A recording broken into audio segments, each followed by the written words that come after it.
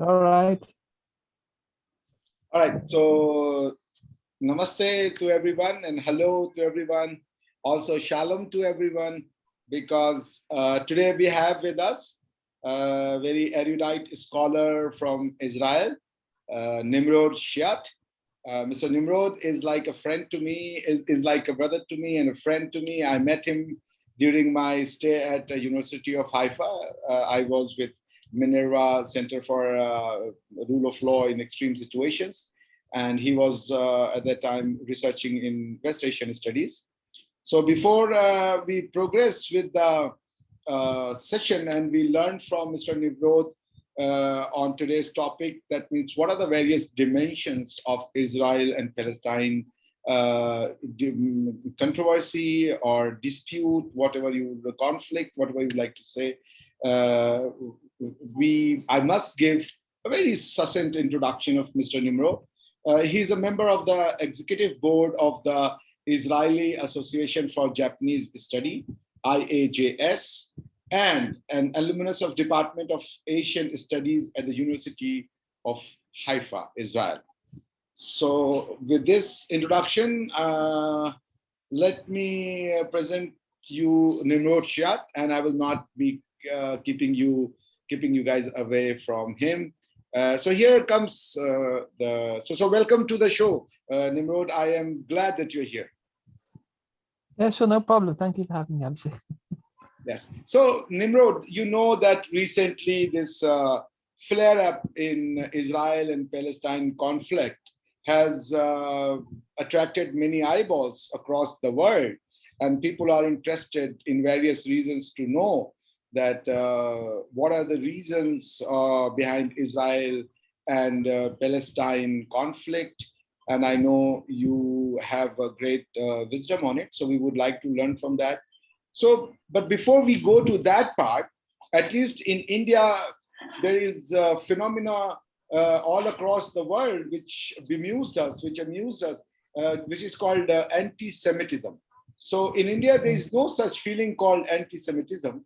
So I would be very glad, I would be in fact grateful if you could throw some light on what exactly is anti-Semitism and a little bit about the Judaism as a religion before we touch the real topic of, or before we touch the topic associated with it, that is Israel-Palestine conflict. So the floor is yours. Well, both of these are very big topics, huge topics. In fact, I can't really do them justice in, less an encyclopedia, but we can try. Okay, first, anti-Semitism. Well, anti-Semitism, if you examine the word, it has two parts. You see, anti means against, and Semitism refers to Semitic people. Semitic peoples are not just Jews, but actually also Arabs and Ethiopians and anyone who is believed to be a descendant of Sem or Shem, who was one of Noah's sons. If you know the Old Testament, so generally speaking, anti-Semitism is it's anti-Jewish sentiment, but it doesn't.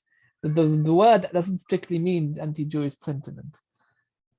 And depending on how you define it, it has a very long history, as a matter of fact, all the way, I think, maybe to the ancient world and the blood libels of medieval times and the pogroms of the late modern period, and of course the Holocaust and the Nazis and the various other supremacist groups around the world that hate Jews or believe in some conspiracy that Jews control the world, or that in medieval times they say Jews would kill Christian children, use their blood to make matzot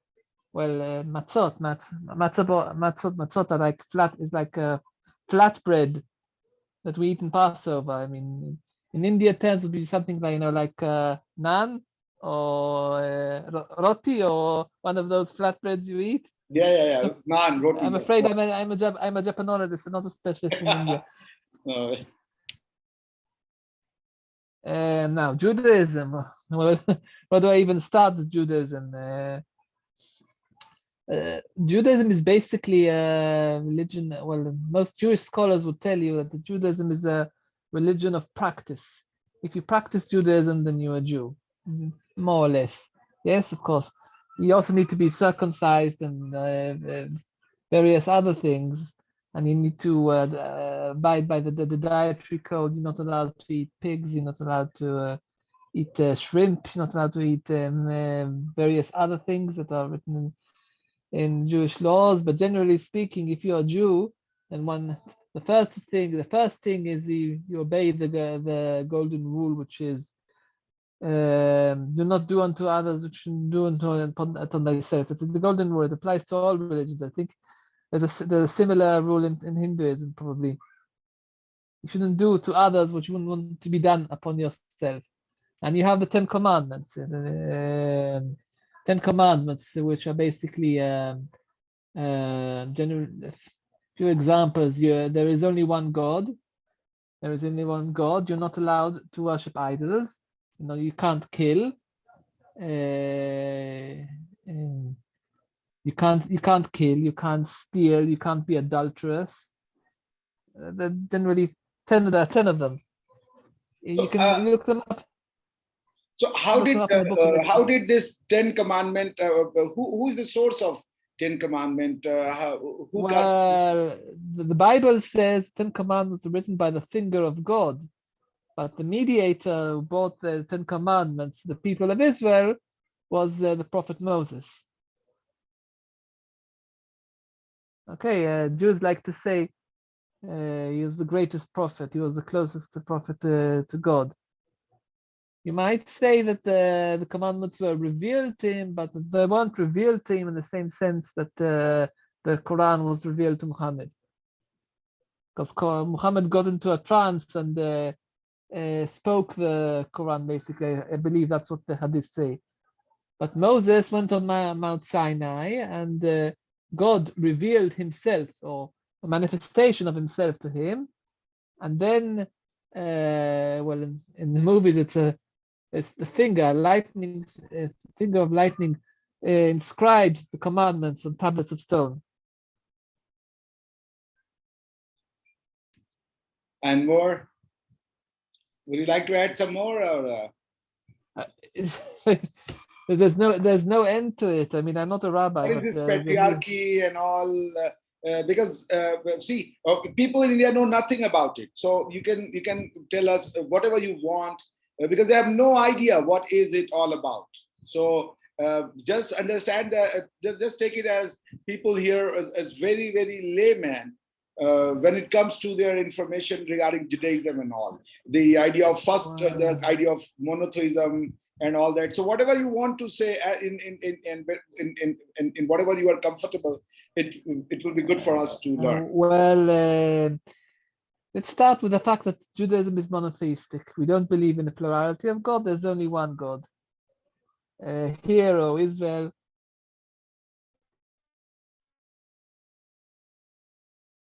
the Lord our God is one God, foremost. And beyond that, you have the Ten Commandments, which are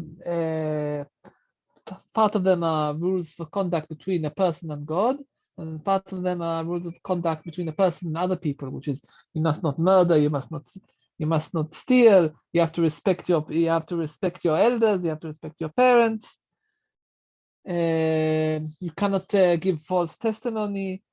Those are the Ten Commandments, basically. Beyond the Ten Commandments, you have the oral commandments. Oh no, right. I'm getting ahead of myself.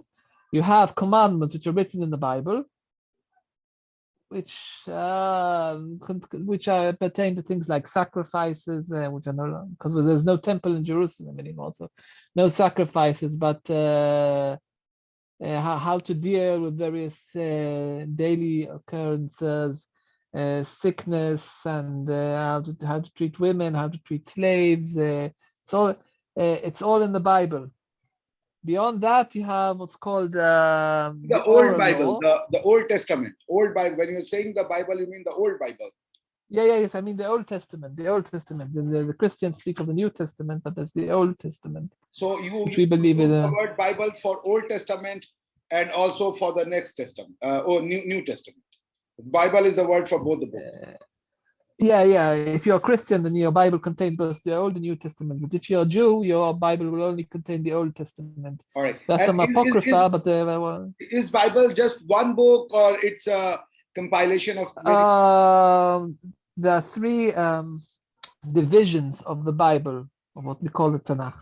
It's called Tanakh. Well, the first is the 5 books of the law, which are called the Pentateuch or the Torah, which you have Genesis, Torah. Exodus, Torah. That means the law, basically. Yeah, you have the book of Genesis, the book of Exodus, the book of Numeri or Numbers, the book of Leviticus, which is the book of priests, and you have Deuteronomy. They are all books of the law. Generally speaking, Genesis is mainly concerned with the cosmogonic myth, the creation of the world, the dealings of the patriarchs, 3 patriarchs of Jews, and Abraham, Isaac, and Jacob, and the story of Joseph. If you've ever heard of these things, then the book of Genesis. The book of Exodus is mainly concerned with the Exodus from Egypt. The Jews were slaves, and the Jews were slaves in the Israelites, not the Jews yet. The Israelites were slaves in Egypt and were delivered from slavery by God and by Moses. And they traveled the desert for 40 years until they reached the promised land.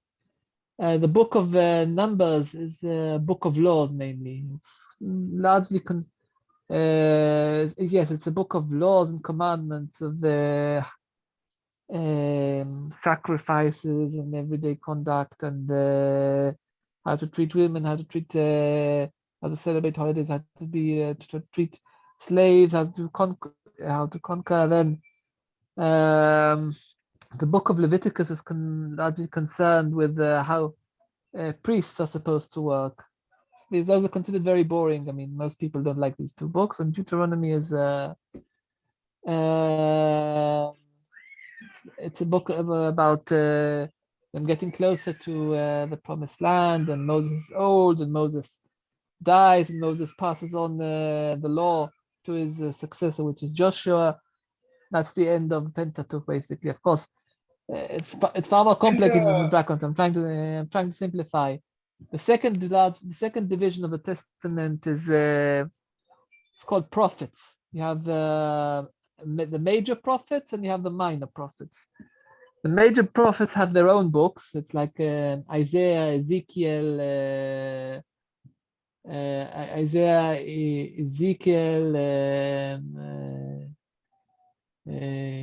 Jeremiah. I don't remember them all. All right. I think there are three major prophets. I think I'm probably forgetting someone. Then you have the 12 minor prophets, which are the fewer chapters, so they are all gathered up in one book. And there's the prophecies. Tell us the story about Exodus of Jews, and what was it? And what is this theory of temple, that a temple will come, the 3rd temple will come at the same place where today? Jews had 2 temples. I mean, King Solomon established the first temple in Jerusalem. Yeah, for the first temple in Jerusalem. But that was destroyed after the first exile of the Jews. That was the exile of Babylon. That's So who destroyed this temple? The first temple was destroyed by whom? The Babylonians and the Assyrians. Okay. And for those who do not know what is Babylonian and Assyrian, if you could say in the modern term, who are they? In the modern Babylonia and Assyria are mostly of Iraq and Egypt? Iran and Iraq, Mesopotamia. Okay. Iran and Iraq mainly. Okay. More or less. So why the first temple was destroyed? Well, that depends on if you want the religious explanation or the historical explanation. The historical explanation is expansion of the Assyrian and Babylonian empires. Okay. And the the Eretz Israel, I mean, the Jewish lands were weak for political and other reasons, which made them easy to conquer. So the Babylonians and the Assyrians, they conquered Jerusalem and they exiled the Jews. The Persians allowed the Jews to return to their homeland. King Xerxes. It's called something called the Declaration of Xerxes.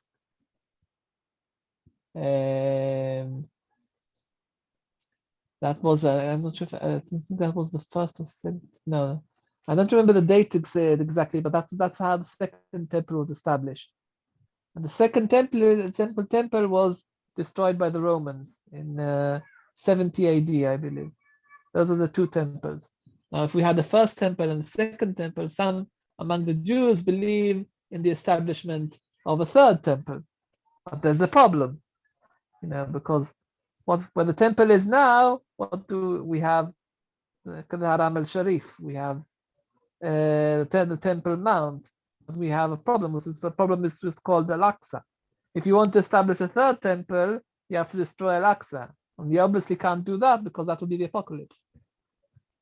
Yeah, you can imagine what would happen if the Muslims heard that someone is destroying Al-Aqsa. If they just hear Al-Aqsa is at any kind of risk, they go crazy. So if someone were to destroy Al-Aqsa, that would be the end of the world, literally. So I know I have been to Al-Aqsa temple, and I've also Al-Aqsa mosque, sorry, and I've also been to a dome which is just in front of Al-Aqsa. What is that? Another mosque? The dome, it's a dome of the rock, I think. The one with the silver dome or the golden dome? The golden one, just in front of Al-Aqsa. Yeah, no, that's the silver dome. Those are both parts of the Al-Aqsa complex. Okay. I mean, so that is also part of Al-Aqsa mosque. Yeah, both of them are very sacred to Muslims. Yeah, I distinctly remember when I was going inside, they stopped me because they asked me, "What's your religion?" And I said, "I am not Muslim for sure." So he said, "Then you can't go inside."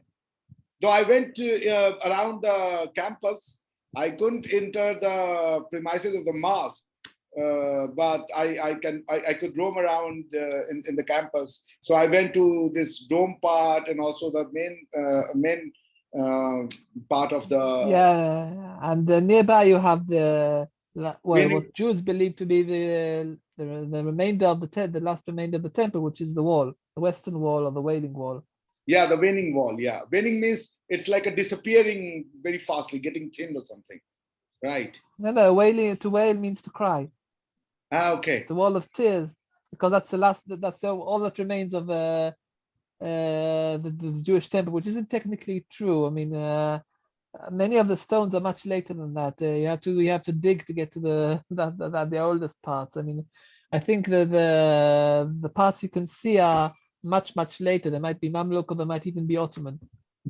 Well, next time when I come to Israel, you have to take Jerusalem with you so that I can understand it much better than I could. Well, you should probably go with someone who knows Judaism better than I do. I mean, I'm not a rabbi. I'm not an expert on Judaism. No, but you can show me. Okay, this is the Waning Wall and all that. But that's some other time. So now let's come to our. So the first Exodus was because of the Babylonians, and the Babylonians destroyed by Babylonians, which was the first temple was created by King Solomon, and then Persian allowed the Jews to come back to their Holy Land, and a new temple was established at the premise where today is Al-Aqsa Mosque. So what happened to the second temple? Why did Romans destroyed it? Well, some Jews didn't like the fact that the Romans were in control, so they decided to launch a revolt, and the Romans didn't like that either, so they basically destroyed Jerusalem, and they sacked the temple, and they sent the Jews to exile. So was it pre-Christ or post-Christ? It's more or less the same time. It's slightly after, I guess, because 70 AD. 70 Seven- 80, but I guess Rome wouldn't have been Christianized yet at that time. No. Rome was only Christianized in 300 and I think it was 313 AD. Treaty of Mediolanum, I think. Mediolanum is modern Milan in Italy. Okay, That's the official so term. why did Romans attack the Jerusalem or Israel? Because they were acting against the Jewish revolt. Okay, What we call Palestine or Israel in Roman times was a province of the Roman Empire. It was conquered by the Romans, but they had to snuff the revolt there because they can't have people revolting and they're putting the empire at risk. That the Roman Empire could only work by threats of violence, by yeah, being by stronger than repressing the people, people, yeah. like the people that they controlled. So they had to violently and ruthlessly take out this, end this revolt. So they did it Okay. in the very efficient Roman way. So what I understand that in order to keep the Roman Empire intact, they went in Jerusalem to curb the riots or the violence or the revolt. Well, the revolt was all around Israel, but of course Jerusalem is sacred. So if they take out Jerusalem, Okay, so I mean in that area there was some revolt against Roman empires by the Jews, and the Romans went in, and then they did not only subjugate the Jewish people, but in the process also destroyed their temple, the second they temple.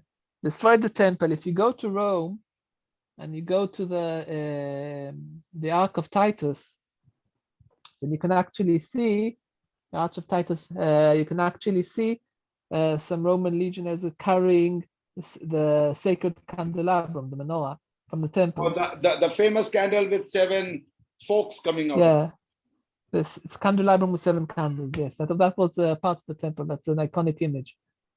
Okay, so is it only an image, or is there any real this candelium is there? Well, we don't know where the actual candelabrum is. There's no, it hasn't survived, but there is historical evidence in Roman records, etc., that sacking of Jerusalem did take place. This was a real historical event. There's enough historical evidence to corroborate that. So the temple was destroyed. The temple did exist. We know how the temple was managed. We know how the temple was administered. We know how sacrifices were made. Theoretically, we could establish a third temple, but we won't want to do that because because now there's a nuclear bomb. I mean, now there is. I know sacrifices are very important in Hinduism, but this kind of sacrifice, I mean, no, maybe a slaughterhouse. No, in theory of Hinduism, there is no sacrifice.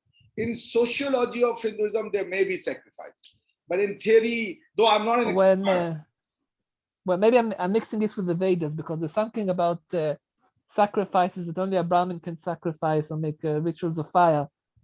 No, I don't think Brahmins were supposed to. See, the idea, unfortunately, is that the idea of Brahmanism, as it has been told to people all across the world, was the sociological idea of Brahmanism as it was practiced in the India hitherto.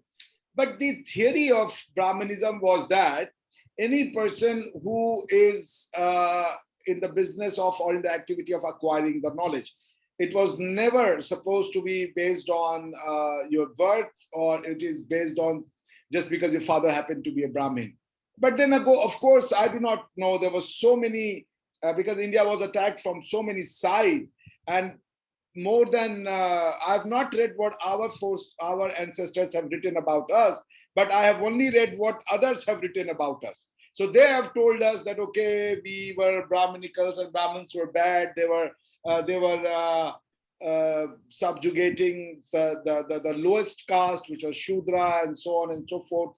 But there is no empirical evidence that it was at such a scale in which it is been stated in those books. Because see, for Christianity to spread, or even for Islam to spread, they first have to prove that Hinduism is something which is an evil practice, and therefore the true religion, the true what you call way to God is either of these religions. So they kept on writing things which perhaps empirically it will be hard to establish. But let's not go there, because this is a very debatable topic, and I will start getting a lot of troll messages in my YouTube. So let's come to. Okay. So I mean, no problem, but I'm just telling you that the actual temple, if it was established today, would be a slaughterhouse, because the rules say you have to constantly sacrifice animals to God. And there's even descriptions of the canals, or the canals which will drive the blood away from the constant sacrifice. Yeah, to drain the blood away from the constant sacrifices. And was there any particular animal or any animal? Well, I hope the Indians won't kill any Jews, but usually it was goats and cows. Yeah, goats and cows as well. But not no, Indians but cows not very. Indians are by nature not violent people. See, violence are of two kinds. If you see religiously, there are two kinds of religious violence. The Hinduism does support violence, but it is the violence of defense. For example, if you read Mahabharata, in Mahabharata, Krishna goes to the Krishna goes to the Duryodhan, who has what you call assured the land of rightful land of the Pandavas, the step brothers or perhaps cousins of Duryodhan. So when Krishna, the god himself, that is believed, went to Duryodhan and asked for the part which was rightfully owed to the cousins of Duryodhana, he simply refused. So what Krishna did, he said, okay, you're not giving us the rightful half, give us just 5 villages so that they can survive on these 5 villages, and we will avoid the war. So see, there's a distinction. For avoiding the bloodshed, the religion, the God is saying, even except 5. But in another way, somewhere said that you have to defeat those who oppose your religion, and you have to use force provocatively. So the idea of force is negative force and a positive force. So Hinduism, the force is negative. You have to use it only in defense. Under no circumstances you have to go and use it to subjugate people or to convert them or to preach them the Vedas and all that. That's not allowed. Whereas in other ways, the force is, for example, the idea of just war. If you read the concept of war and then Hugo Grotius' theory of just war. So he says the war is justified if you're going to defend Christianity as a religion. So that cause of war is a justified war. Now, I sometimes ask to my people that, or I sometimes wonder myself, there was crusade. That means the Muslims and the Christians, they came eyeball to eyeball and they exchanged violence in order to conclusively defeat each other. And in that process, Europe did de-Islamicize Europe, and then it was the Islam was pushed back to Asia, and then and then restricted to Africa. But you will never see a crusade like a war in Hinduism. They never fought, or they never went ahead and drove Islam back to their place. They fought Islam, or if I may say so, only to the extent that it was not harming their own territory, to protect their territory. They never intended to repel them back, because their idea is that because the basic Hinduism philosophy is that God is one, it has different manifestation. There is one God, but you can't deny the manifestation, right? Everyone has different role to play. And then another thing is that there's one God, but there's various ways to go to the God. Like you can go Israel up all the way from North America to Asia, or you can go directly from Turkey to Israel. I mean, there are various different ways. So the Hinduism says one God, there are various ways, Hinduism is one of such way. It is for you to decide which way you choose, and you will get the God by the way that you have decided for yourself. That's why there's no religious animosity. Some people say that, okay, in India there's Islamophobia. So I ask them, if in India there's Islamophobia, answer me one question. What is the core essence of Islam? The core essence of Islam, or the core of the Islam, says that there should be one God, monotheism, and this idol worship is a shirk, is something which is unacceptable. It is an evil. It is a sin. This is the core idea of Islam, which is in clash with the idea of Hinduism, where the idol worship takes the center stage. So my question is that if we hate this idea, if in India there is repugnancy against this feeling, that means monotheism and the idea of monotheism, that there should not be any idol worship. By that principle, if we extrapolate it, the Hindus must hate Jews also, because it is the Jews who brought this idea to the world. Islam has merely taken over it and has added something from Arabia, and then a religion of Islam was born, right? So on the contrary, there is no anti-Semitism in India. So you will see that in this Israel-Palestine conflict, majority of the Hindus who otherwise would be blamed for Islamophobia were taking the blindfolded side of Israel. They were saying whatever Israel is doing good, it's good, it's their land and all that, so on and so forth. I am not going to examine that. But what my point is that this Islamophobia in India doesn't explain the phenomena, that why there was some kind of agitation, or there's some kind of discomfort against the Muslim. I guess there is not a theological reason. The reason is social and historical. That means that the Hindus have been attacked, their land was taken away, they were in their own land made to pay heavy taxes to worship their religion. And that's where the whole disharmony comes in. And the present day historians have simply tried to gloss over this fact. They have tried to omit all these excesses done by the Muslims or rulers in India. They're like killing of the local people, mass murder, conversion, and so on and so forth. That's the reason the people are a little discomfort. Plus the partition. Partition has really a deep scar in the Indian people's psyche, that our land was broken. It's a big scar. So that would also explain, but let me not take away your time. I'm so sorry. So yes, let's come back to your second temple was destroyed by the Roman. And what is the story about the third temple? Well, the third temple doesn't exist, but if it were to exist, it would have to be established where Al-Aqsa is today. So that's impossible, because that would be the end of the world. But if it was established according to the second temple model, or according to biblical and other sources, there are people who studied these things, and there are people who believe the third temple should be established. And so they established by humans, or I heard in Israel that it will fall from the sky. No, they say God will cause it to be established, but people will be those doing the building and the destruction of Al-Aqsa, of course. God will help us destroy Al-Aqsa, but that will be the end of the world, because there are 2 billion Muslims in the world. 2 billion Muslims in the world. They hear Al-Aqsa is destroyed, that would be the end. I mean, there would be nothing but dust left of Israel or Israelis. I don't think there will be dust, but yes, the destruction will be monumental. The destruction, the bloodbath on mayhem should be monumental.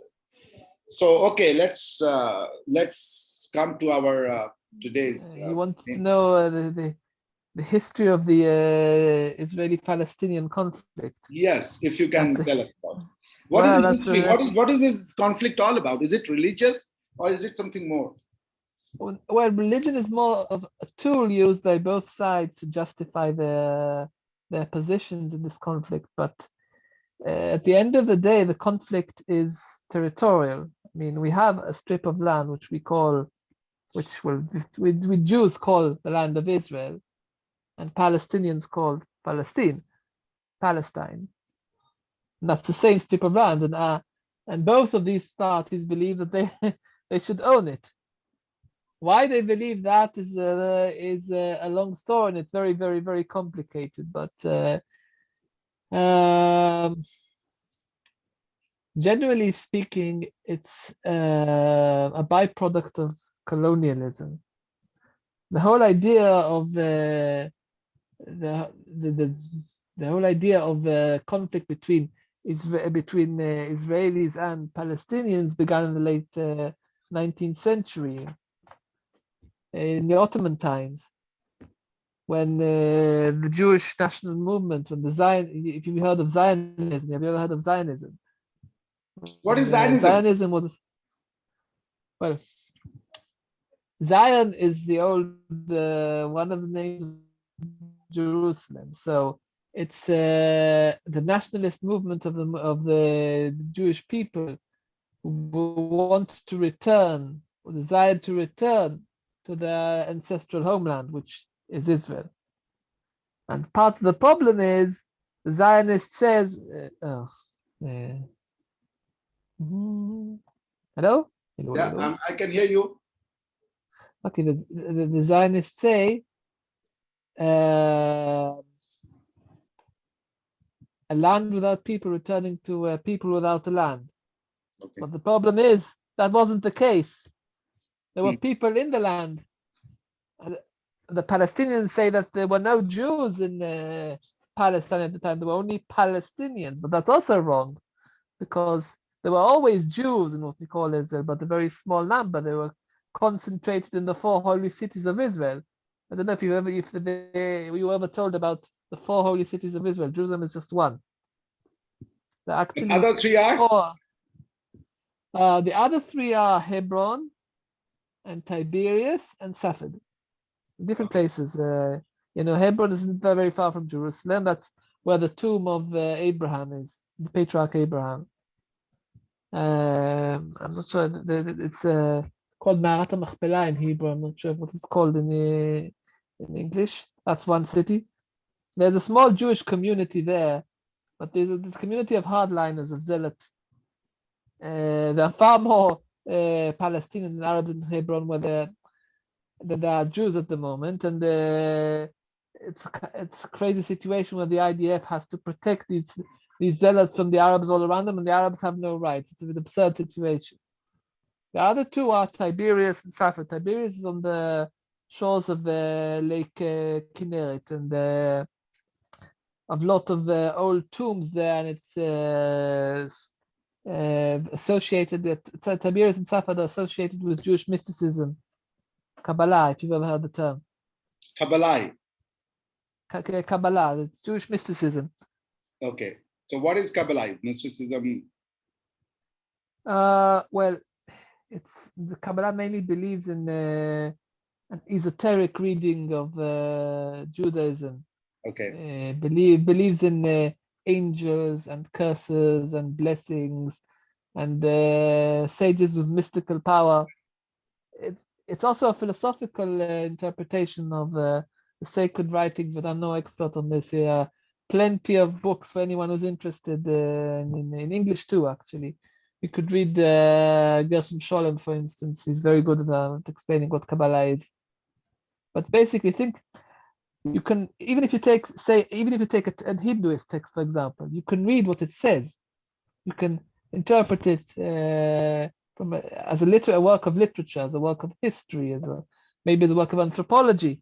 Yeah. But you can also read it esoterically. You can say that is a symbol for this, and this is a symbol for that. And if you do this, you will be blessed.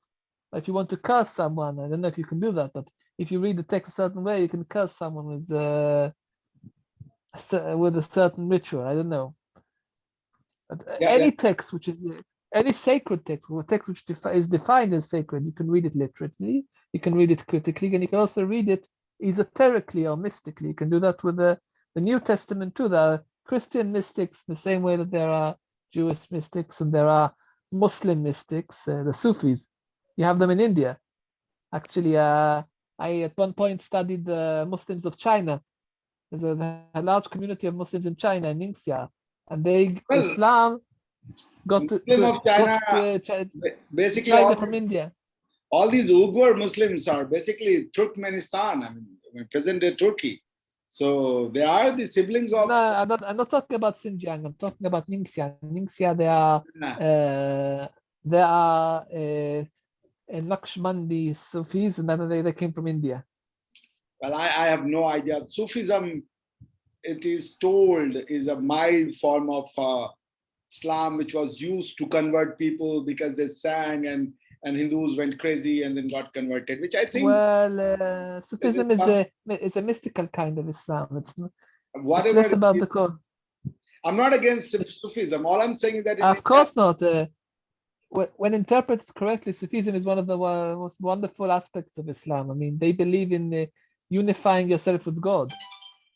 But that's a different thing what they believe in. But if they want to believe in Islam, they have to believe in Quran.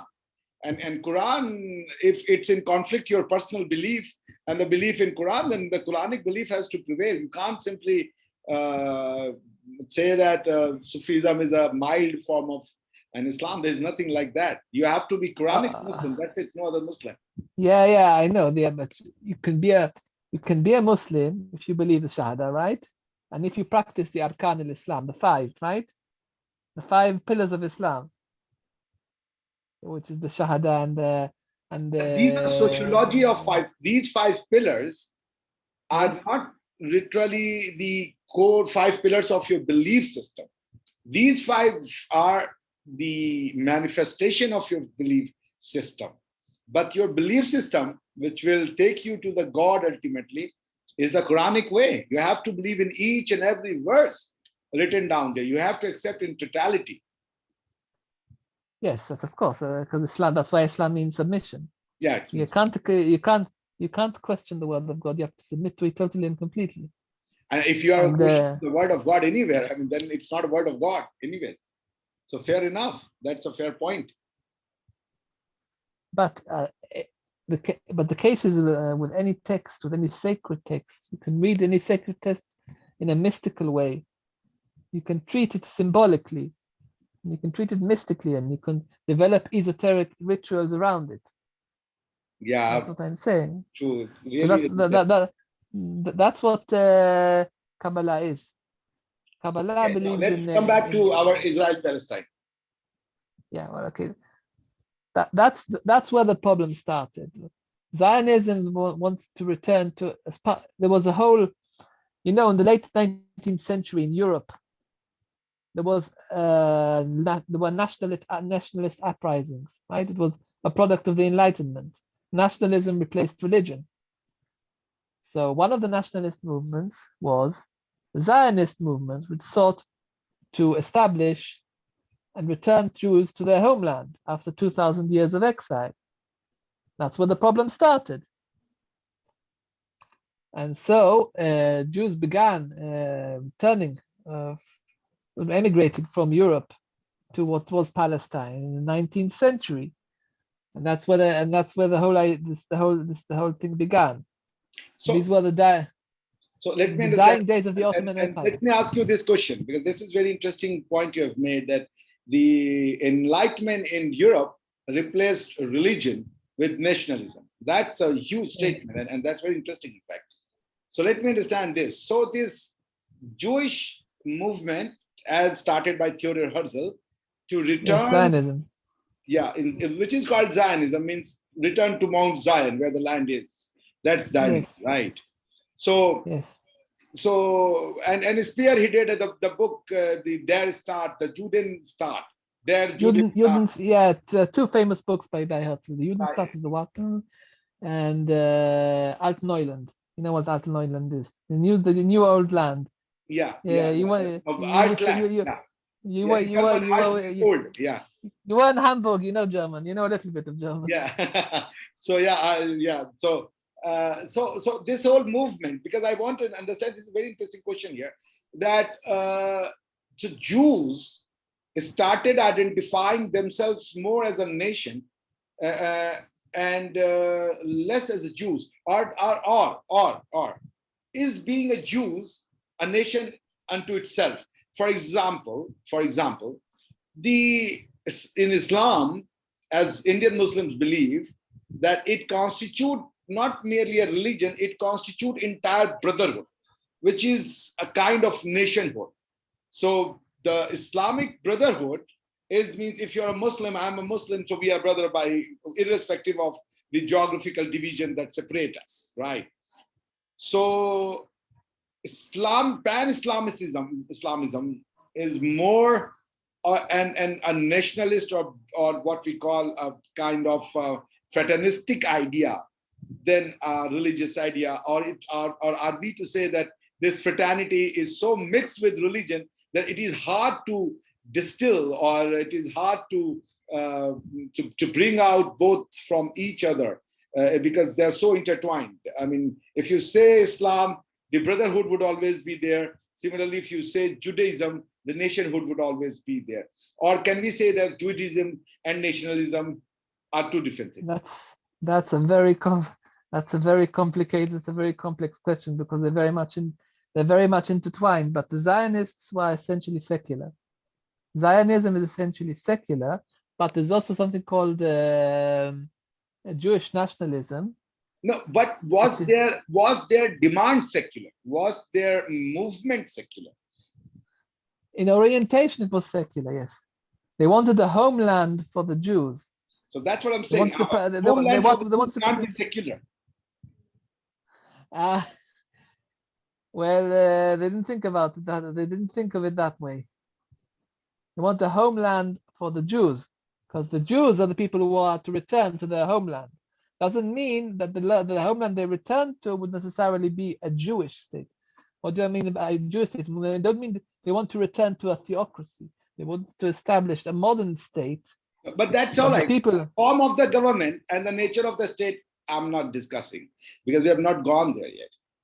Because in India, we face the partition of India is still inexplicable. Many people confuse it with so many things. So this nationhood, of which, for example, I love my land, and people simply start saying, oh, he's a nationalist man. Nationalist means bad, because in India, nationalism, people confuse with the European nationalism.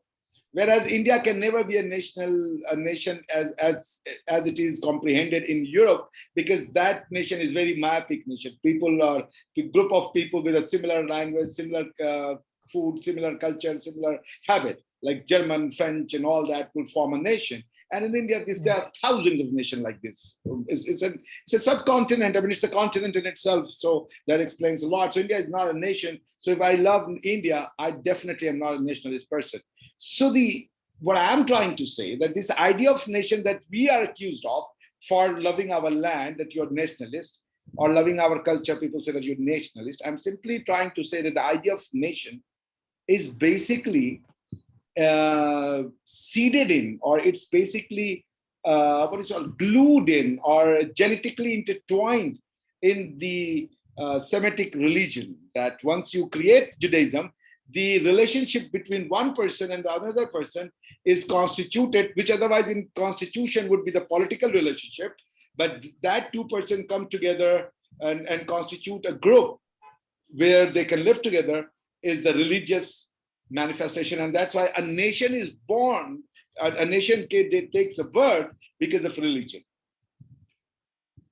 Well, the Zionists needed some kind of glue to unite Jews to return to the homeland, and the best glue they had was the Jewish religion. That doesn't mean they wanted to establish a theocracy. They never said so.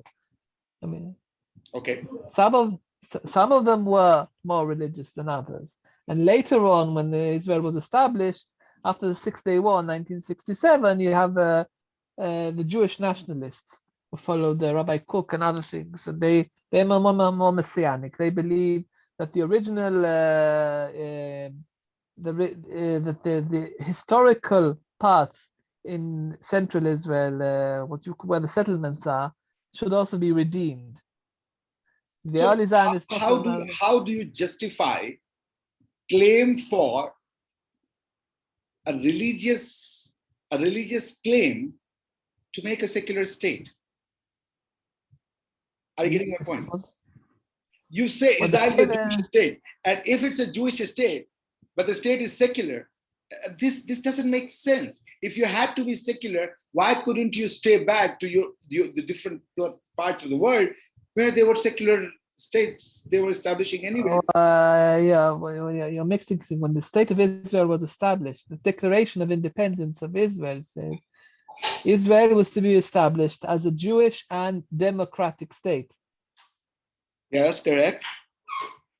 A Jewish, I know, and a lot of people are arguing that's impossible because a state cannot be both Jewish and democratic. But the founding fathers of Israel had to phrase it that way, or the ultra-Orthodox wouldn't join them in establishing the state. You see the problem? Yeah, I see inherent contradiction. Yes, I see that. I see that. They had to make a That's what the question is. That why to create a Jewish state, or why to take the argument of a Jewish state to create a secular state?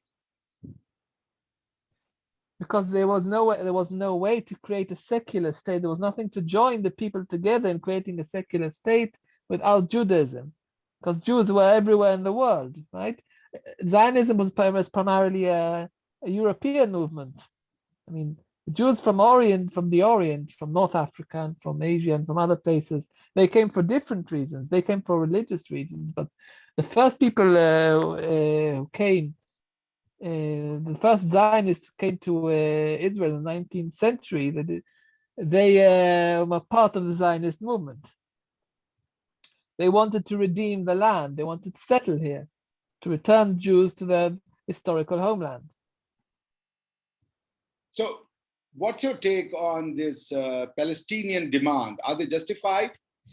Are they justified in saying that the Jews are basically outsiders, they are encroachers on our ancestral land? Or do you think that demand is basically unjustified? How do you see the Palestinian demand or struggle? The Palestinian demand, the Palestinians are basically an invented people. I mean, they don't want to say as much, but they are an invented people. Well, there's no mention. I mean, before 1948, the area which is called Israel today, what was it called? It was called Palestine. Yeah, it was called Palestine.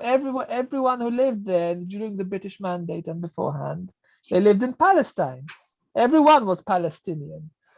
Those which call themselves Palestinians today do so for political reasons, not just them, but the people who encourage them, like Arab states. You know,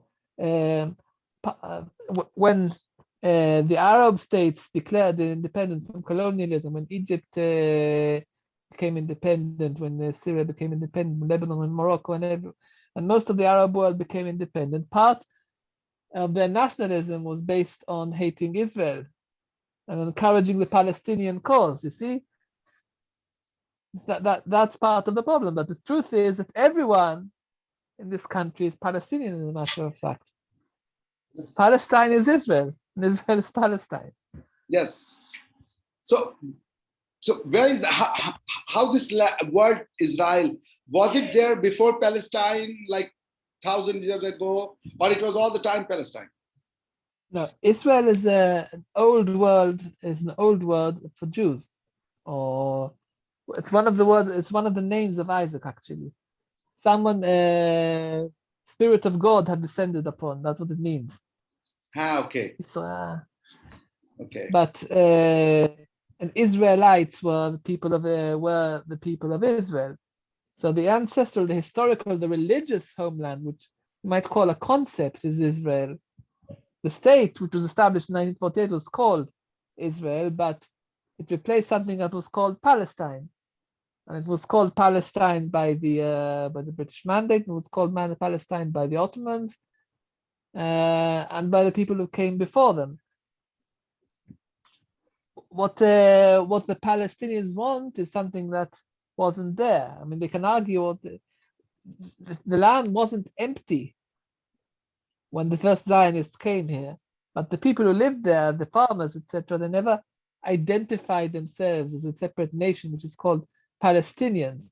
Palestinians can revise history all they want. That's what the historical evidence says. I mean, as much as Israelis are an invented nation, the Palestinians are an equally invented nation. So what is their nation? I understand the Israelis nation of Judaism, they invented it or created it. Then if you're saying that Palestinians are an invented nation, then what's their real nation? The real nation. They Arab? came here. What is an Arab? I mean, that's a tough question. But I How would did say you? it doesn't. How would you? How would you define? How would you define an Arab? How would you define a Palestinian?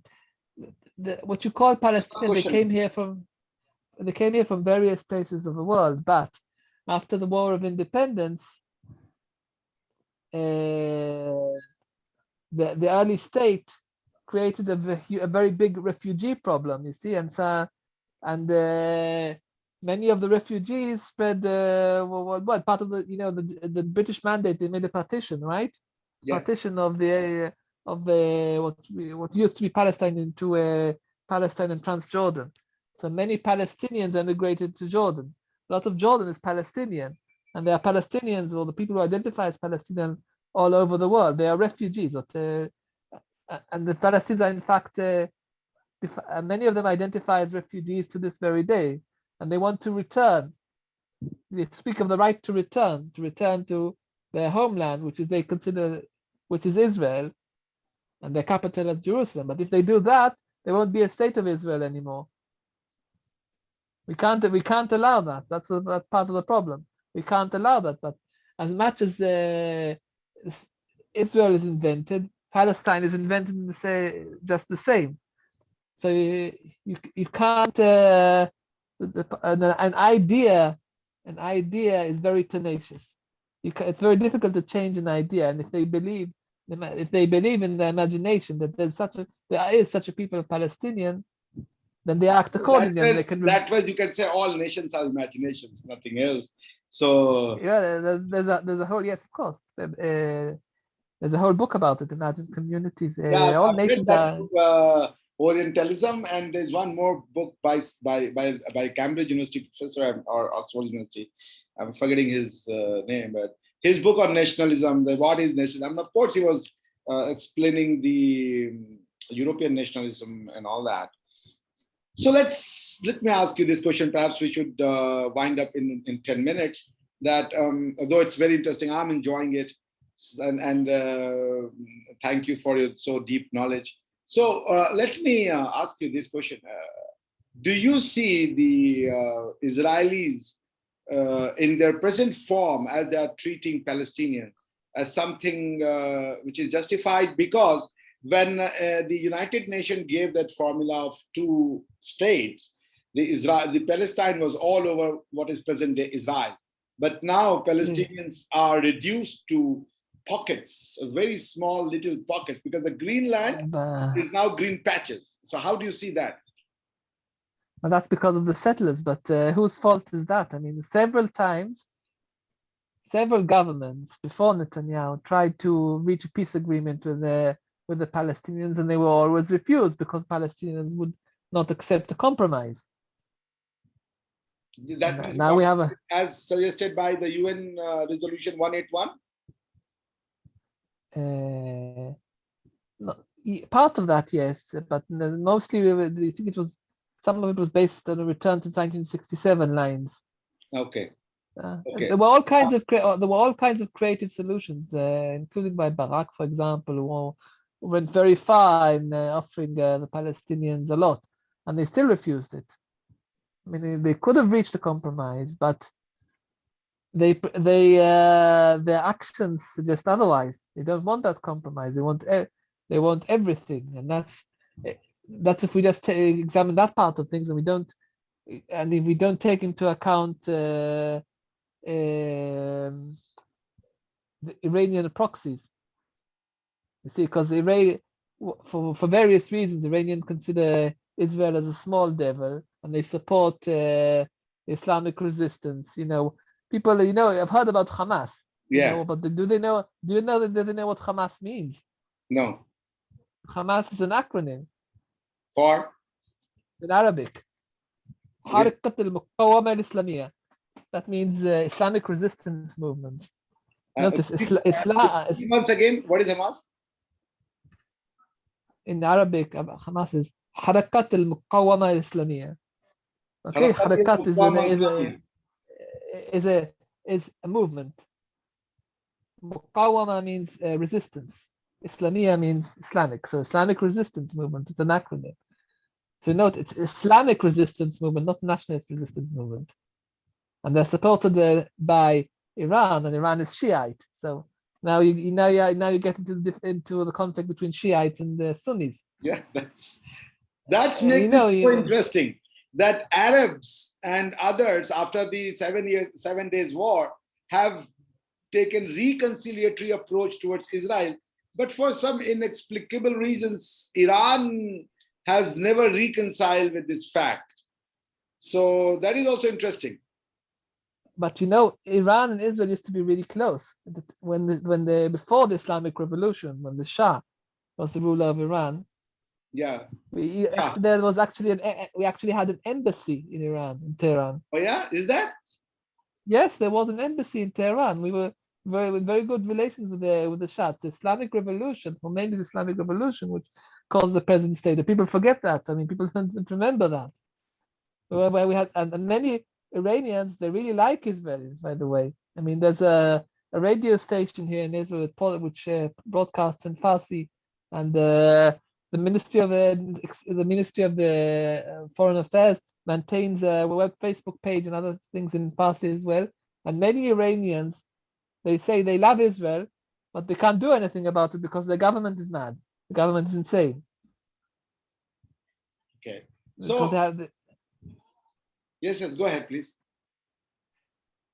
See the problem that the bottom line is that the people who hear this lecture need to understand is, of course, there is no black and white. This conflict has many shades of gray, and you can take it you can understand it in many different ways. I mean, it is partly a religious conflict. It is also a territorial conflict and a historical conflict and a legacy of colonialism and many other things.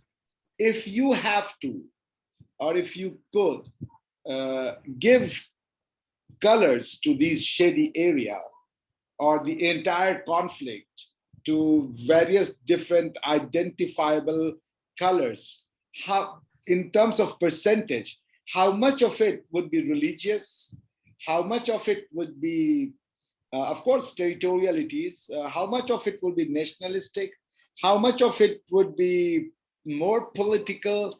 And because Turkey having relationship with Israel and never opposing it tooth and nail like the Iran does raises a question that is it really an Islamic problem?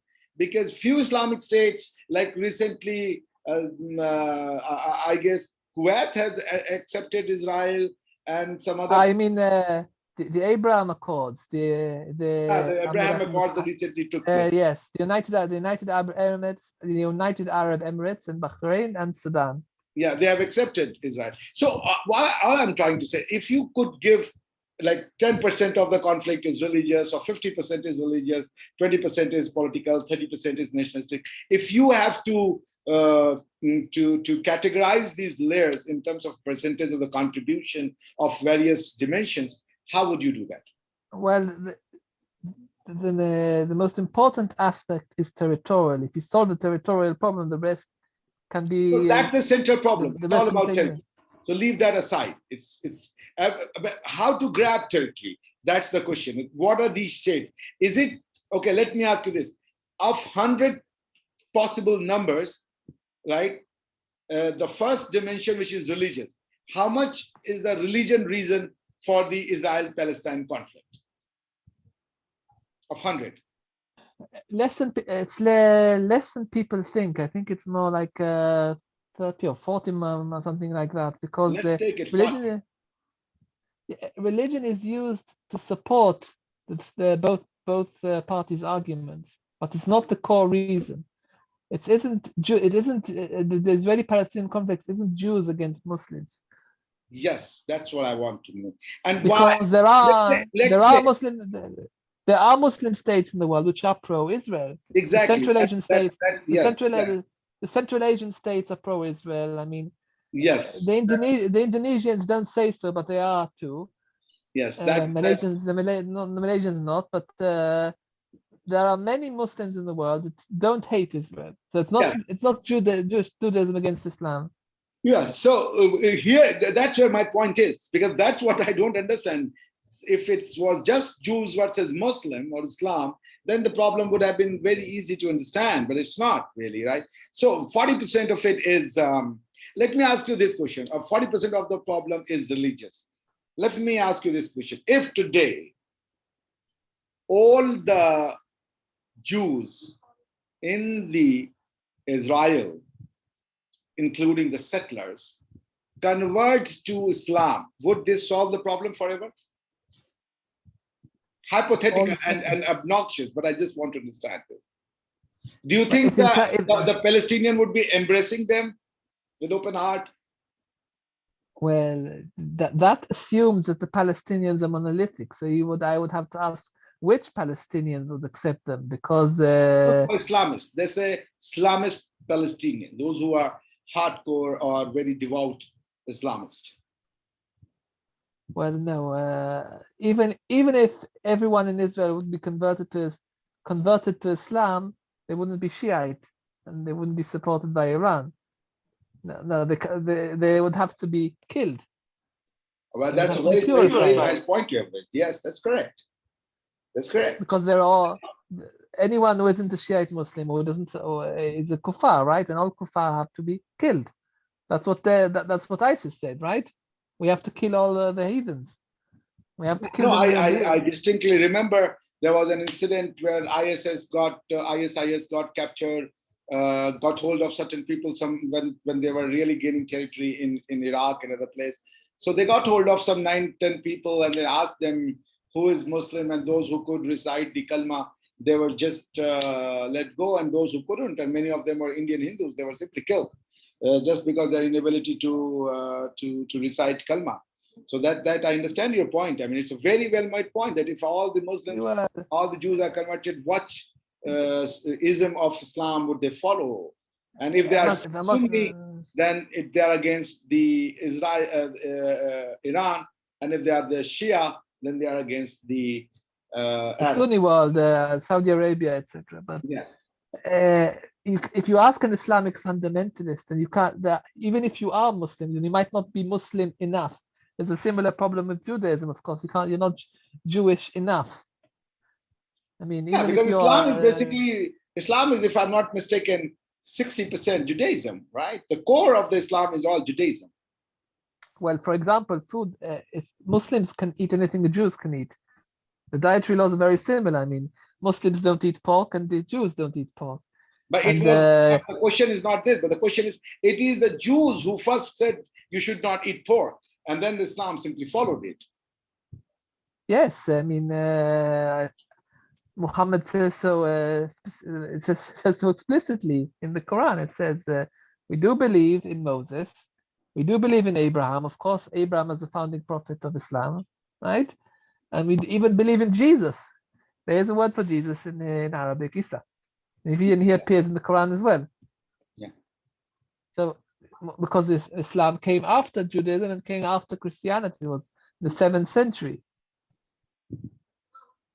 So there's a lot of there are many similarities between Muslims and Jews, but of course there are many differences too. But there are many ways in which Muslims can accept Jews, and there's a not negligible number of Muslims who have no problem with Jews whatsoever.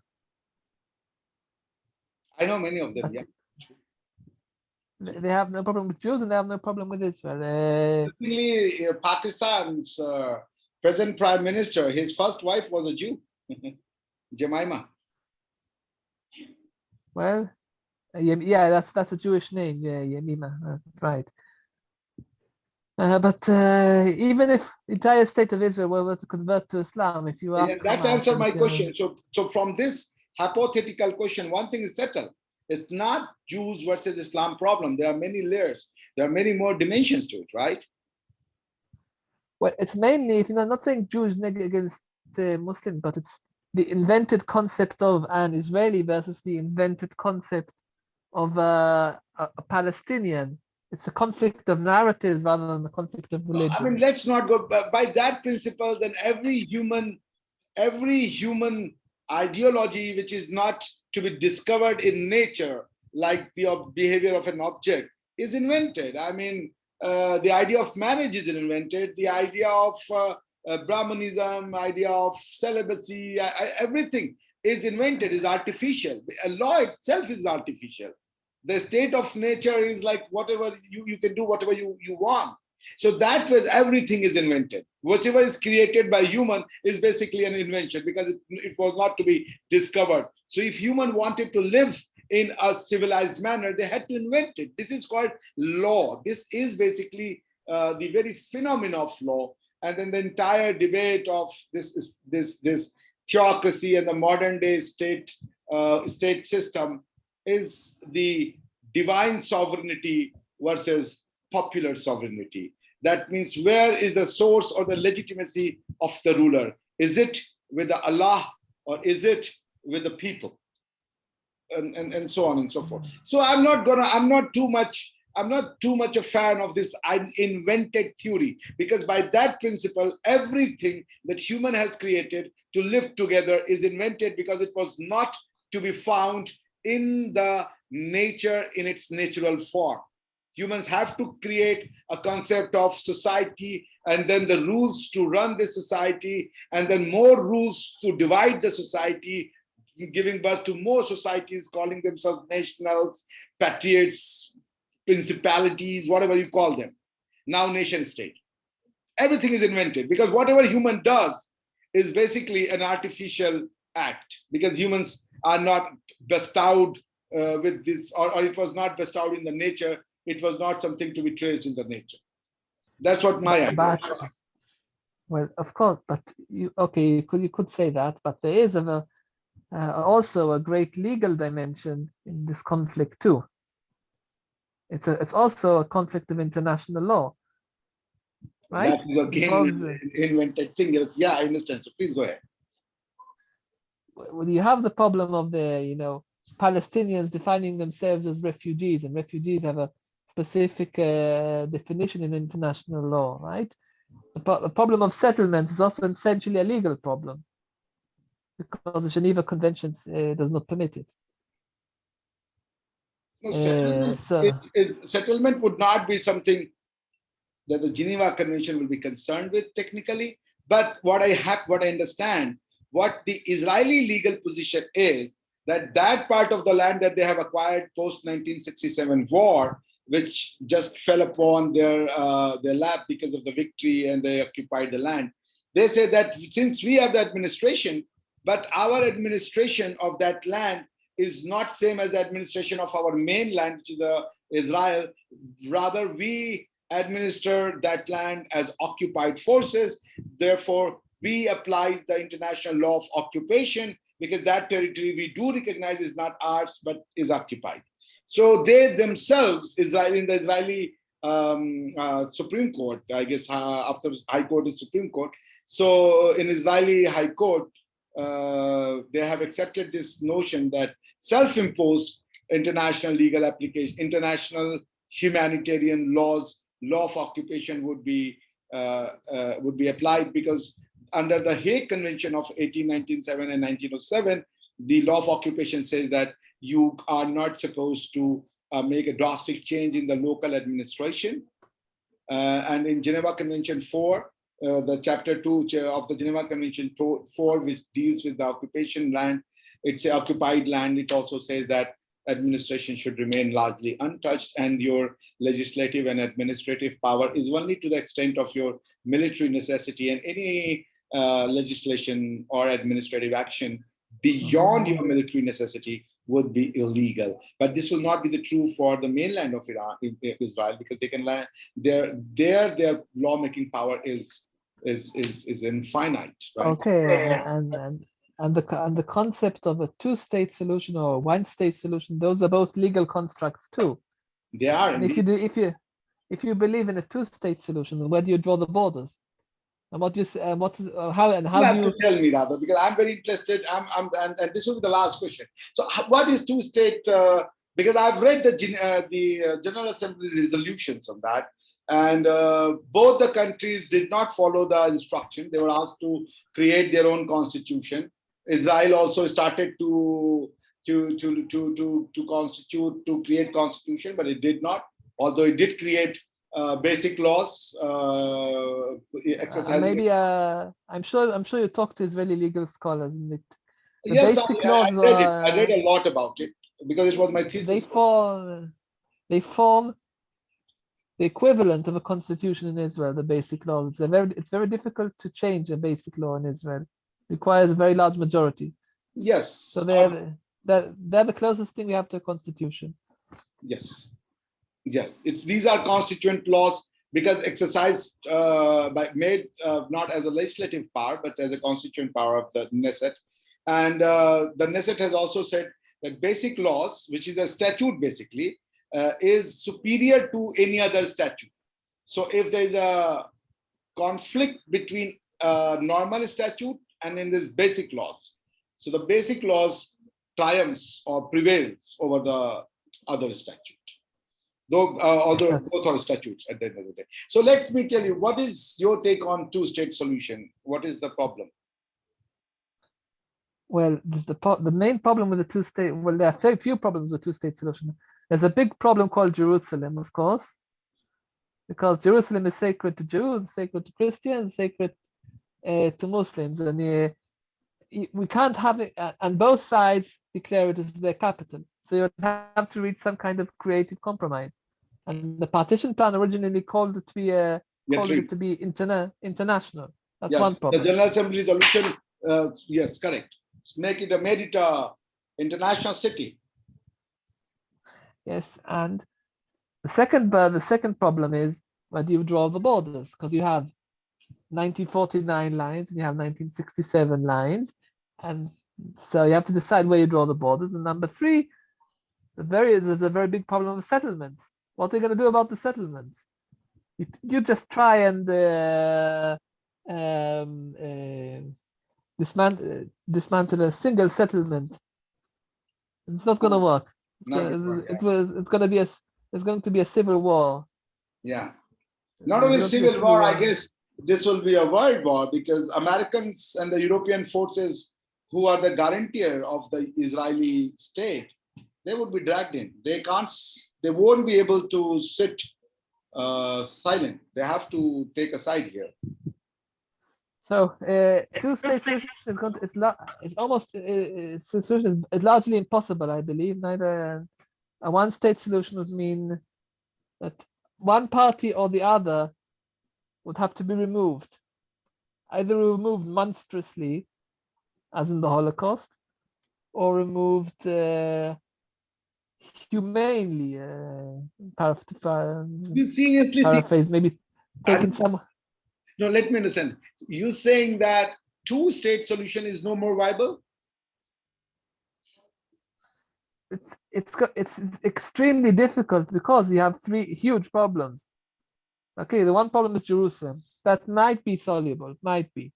Let's find some creative solution. Would be combined capital of these two cities. That can solve these two states. They can. Oh, the combined capital. I don't know. You're the expert in international law, but you might have like a United Nations force that would administer Jerusalem and make sure everyone behaves themselves. Yeah.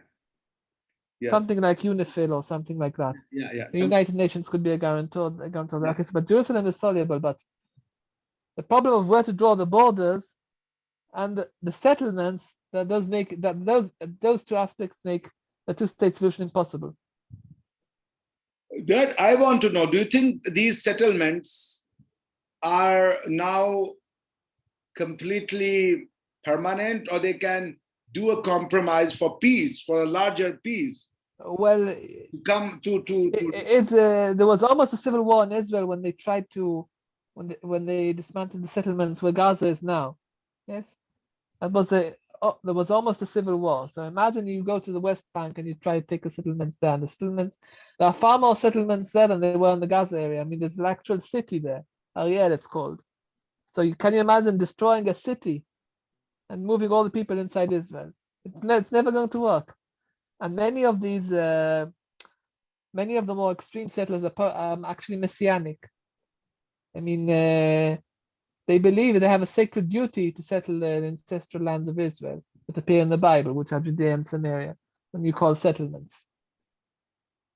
They would rather die than be removed from these settlements. How are you going to solve that problem?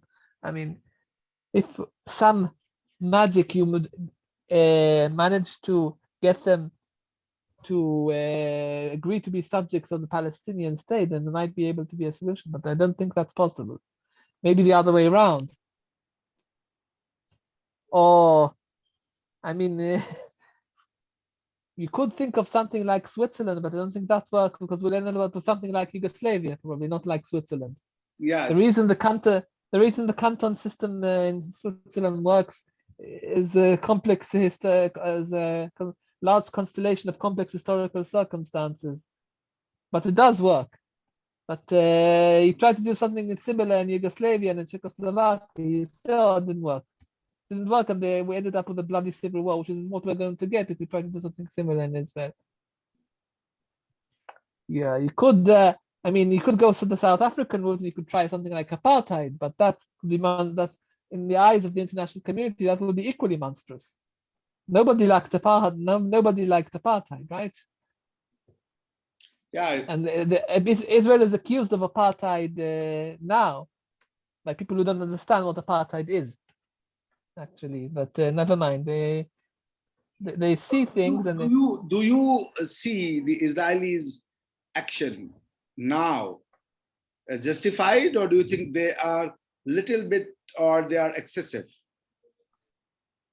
What do you mean Israeli action? Oh, you mean the guarding of the walls? Yeah, like creation of the wall, like creating more and more settlements, pushing these Palestinians back and all that, or the use of force. I mean, I'm just asking as a general layman. Well, you know, in politics, you can either be an idealist or you can be a realist, right? And if you're a realist, you have to recognize that you have to make certain compromises if your country is to be governable and not descend into chaos. And Israel is a very fractured society.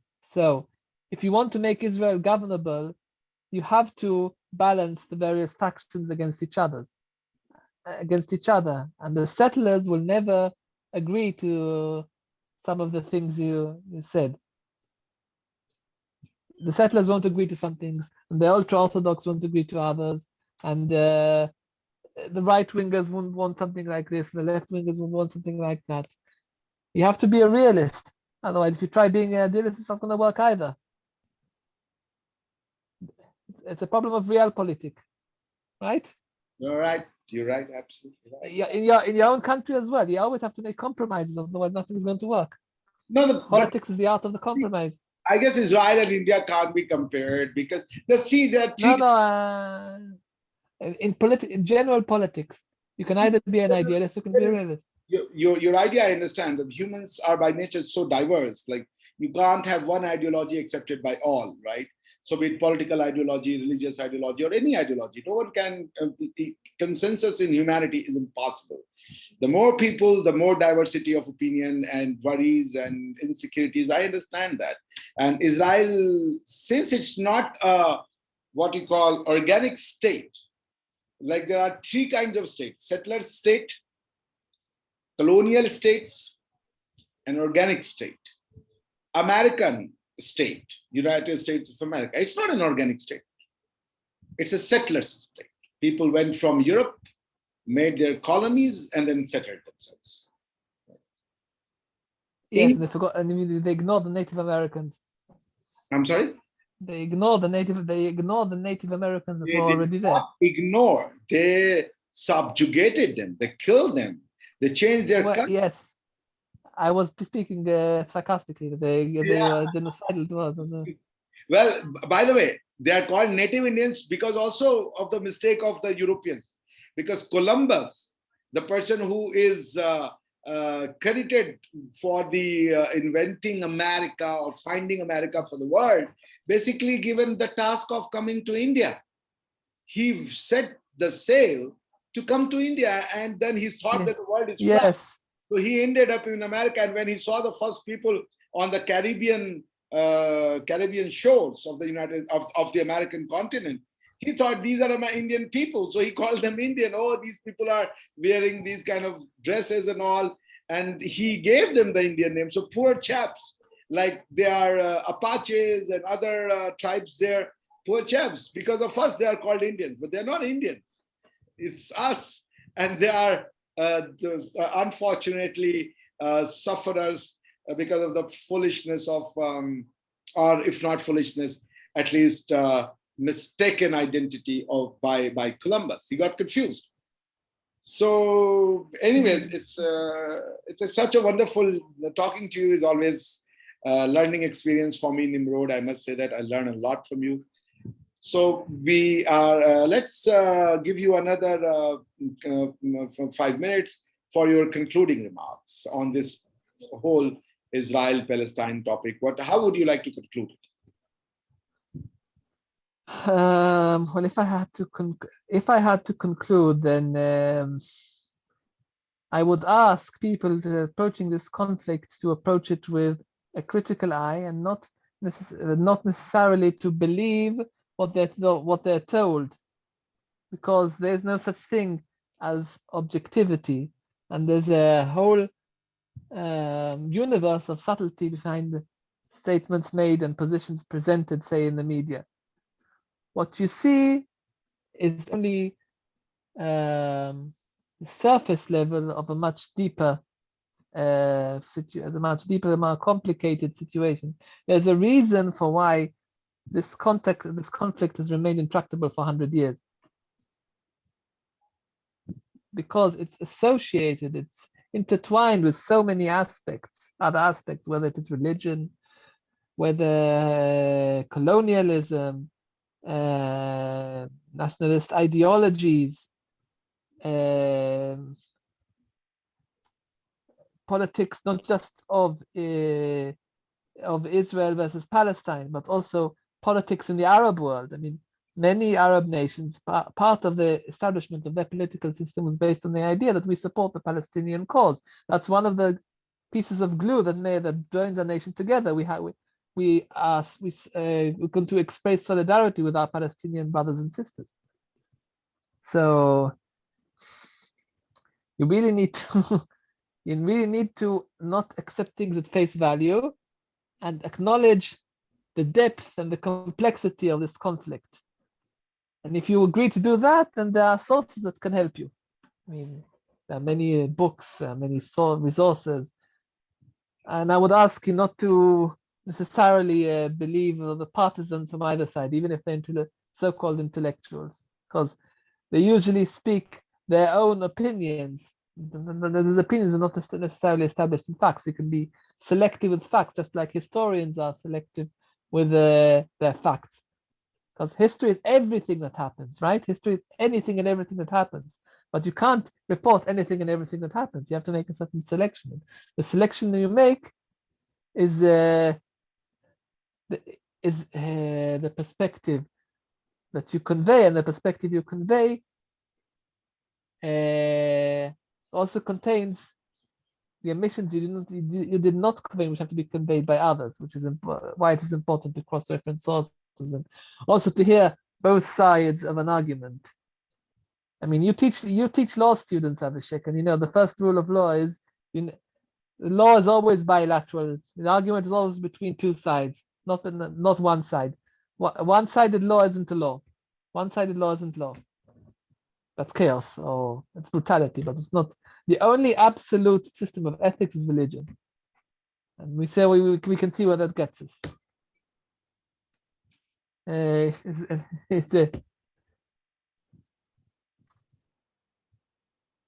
So, hello, Abhishek? Yeah, I can hear you. Can you hear me? Yeah. I mean, if your students would like, there's a wonderful book by, I think his name is Martin Bunton, a very short introduction to the Israeli-Palestinian conflict Oxford University Press. It's a very short volume. It explains everything. Not explains everything, but it's a very good introduction. Very good, very short introduction. That's like the book says. If they're interested, they can read that book, and they'll already be far more knowledgeable than if they didn't read it. Yes, He's very good. I would certainly read that, and I've also written my part, my understanding, and I will, if you would spare some time for me, I would send it over to you. And I believe weren't you invited by the Minerva Center for that exact reason? Because I think the Minerva Center studies conflicts. Yes. Or the studies extreme situations. Yes, I was invited for that particular purpose, to study the nature of the conflict, and I guess I did my part. And I was also, the viewers should know that you were my neighbor then in the Israeli, in the Haifa accommodation, and we had a good time together. And I learned a lot from your talks and your very balanced. A lot of what I know about the Indian legal system comes from you, Abhishek. So that means you can't really rely on me. You have other sources also to read, but yes. No, of course. I mean, I studied a few courses in history and culture of India, and we discussed the constitution extensively because you have a wonderful constitution, a really wonderful constitution. I think it's better than the American constitution. It was very thoughtfully interpreted. We were very thoughtfully prepared. Yes, that's true. But we have to give credit to Americans, because they were the first one to create a document like this. And they were a model, but you improved the model. Yeah, so we added to it. We must give credit to Europe, the idea of whole constitutional government, and authors and thinkers like Kelsen, whose idea of separation of power and then institutional. So Europe and of course America is nothing. I see America as an extended Europe in the geography of American continent. So European authors have to be given the due credit, and India could really create a constitution, because if you see, our constitution is mainly based on the Government of India Act 1935, which was basically a British statute. So our constitution is around 60% or 70% from that statute, right? It was just, there are chapters which completely taken and then with some modification put in there. And I understand constitutional process is not a one-day action, it grows.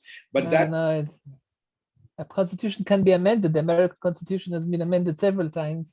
Yes, it can be. If you can't amend the constitution, then your constitution becomes a religious book, right? The only book can't exactly religion. So it becomes an absolute system of ethics, and the only absolute system of ethics is religion. Yes, precisely. That's what I said. The absolute system is religion, and then no other system is absolute. So with this, Nimrod, thank you so much for your delightfully interesting talk and your ideas. And I hope that we can do more such talks for our viewers as and when you find more free times and a new topic that we can discuss that we can discuss together. And with this, I should go to you, and good night. Yeah, good night, Abhishek. Good night.